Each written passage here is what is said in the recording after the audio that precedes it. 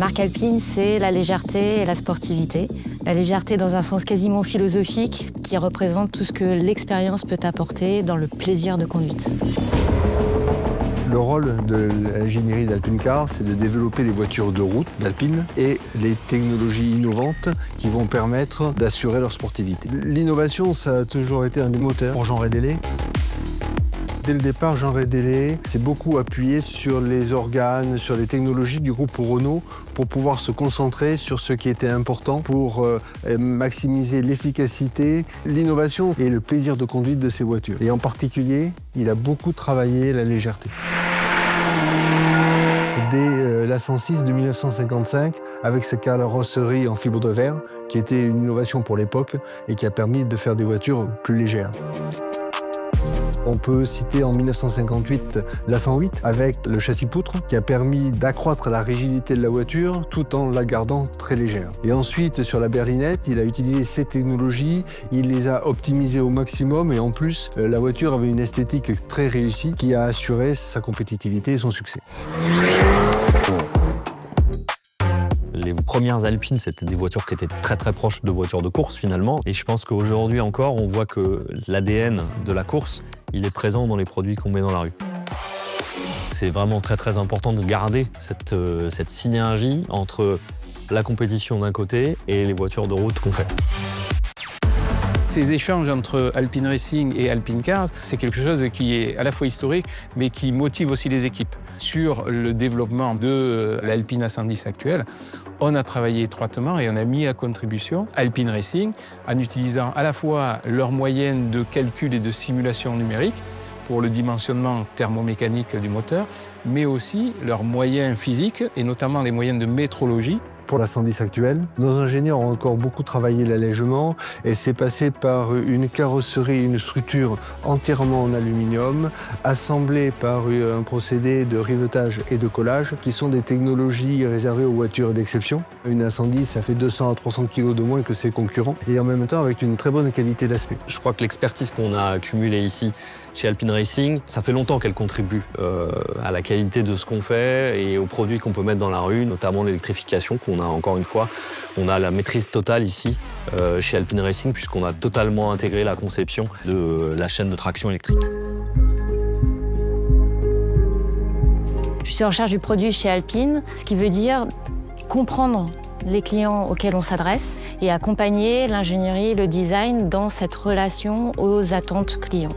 Le monde change, les clients aussi évoluent avec ce monde et on a de nouvelles attentes qui émergent, qui arrivent. Alors il y a des attentes sur la durabilité de nos voitures, au sens décarbonation, impact sur l'environnement.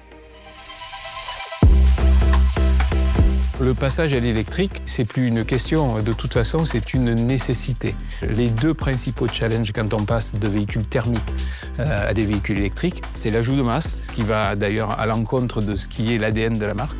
Donc il y a l'enjeu de conserver l'agilité historique de la marque Alpine tout en ayant à gérer une surmasse ou un surpoids. Donc là, on a des systèmes pilotés qui permettent d'aider, de faciliter les véhicules à se comporter de façon agile, en dynamique. L'un des principaux systèmes sur lesquels on a travaillé récemment, c'est l'Active Torque Vectoring. C'est un système piloté qui permet d'avoir une gestion précise et différenciée du couple à la roue, donc pour arriver à faciliter en fait, le comportement du véhicule en dynamique. Moi, la première fois que j'ai conduit sur route une A390, en fait, ça m'a rappelé d'anciennes sensations lorsque je suis passé des skis droits aux skis paraboliques. On retrouve cette agilité, cette facilité qui donne en fait un plaisir immense. Et la deuxième, c'est l'aspect acoustique, parce que passage du monde du thermique à l'électrique, on perd la musicalité du moteur thermique. Arriver à recréer une dimension sonore et acoustique qui, quelque part, transcende le comportement de la voiture, c'est un véritable challenge. L'objectif, c'est de donner au client une dimension supplémentaire sur le comportement dynamique de la voiture au travers du son. La technologie électrique ouvre de nouveaux horizons.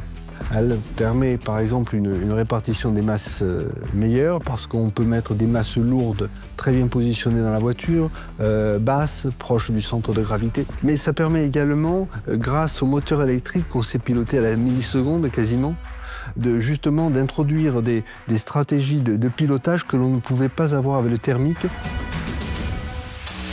On vient d'investir dans un nouveau banc de simulation dynamique véhicule. C'est la même chose que ce qui est utilisé par exemple en Formule 1 ou en sport automobile. Et c'est la même approche qu'on est en train de mettre en place pour le développement des futurs véhicules.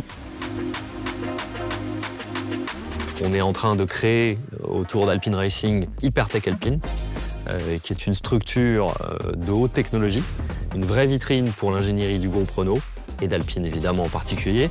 Et ça, ce sont vraiment les gens qui font aujourd'hui les moteurs de Formule 1 et qui s'impliquent sur l'endurance par exemple, entre autres, qui vont contribuer demain à ces projets groupe Renault.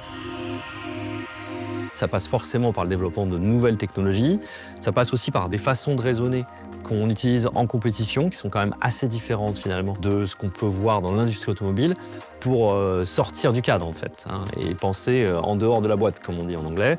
Et ça, je pense que c'est vraiment important et ça peut donner de très belles choses, en tout cas j'en suis convaincu.